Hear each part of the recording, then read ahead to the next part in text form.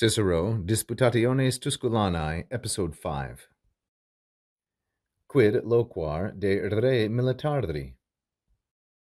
As Cicero continues his philosophical essay, he now gives us an extremely short sentence. In fact, this one constitutes approximately 8 syllables. Quid loquar de re militari. I suppose it's 9 syllables. What this teaches us is that although the stereotype of a Ciceronian sentence is that it is incredibly long, this is actually not accurate. The first sentence of the Tusculan Disputations was indeed quite long, but if you study the syllables rather than the words in a given sentence, you will find that it follows roughly a sine wave, what is also known as a Gaussian distribution. So Cicero, as a good orator, has some very long and complicated sentences, and then he will have a short and quite simple sentence, and on like so. So we are here now at the bottom of the trough at a very brief and simple sentence.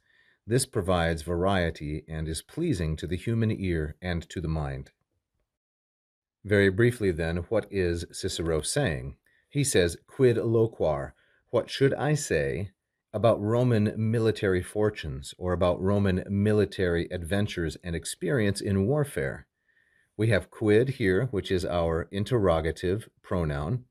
It is in the neuter, singular, and accusative because it is the direct object of loquar. And loquar is going to be first person singular, present, subjunctive, and passive. So this is a deponent verb, loquor, its third conjugation, loqui, like so, and locutus. Those are the principal parts. Now, why would it be subjunctive? It would be subjunctive because I'm taking it as a deliberative subjunctive.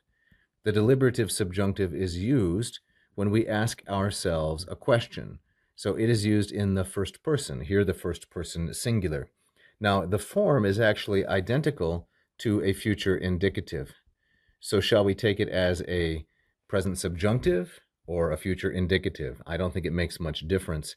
If we construe it as a deliberative subjunctive, which is what I believe it is, we will say then, what should I say? If a future indicative, we will translate it as, what shall I say? And finally, what shall I say de re militari? Re here, of course, it's long, feminine singular and ablative, the object of the preposition de, which takes always and only the ablative, and then militari, the same gender, number, and case, because it is an adjective modifying re. So militaris, militare, like so. This is a third declension adjective of 2 endings. What that means is that there is one ending for masculine and feminine, they're identical, indistinguishable, and a second ending for the neuters. What shall I say about the Roman military experience? Now, this is a good model for sentences of this type, especially if you want to learn to speak Latin.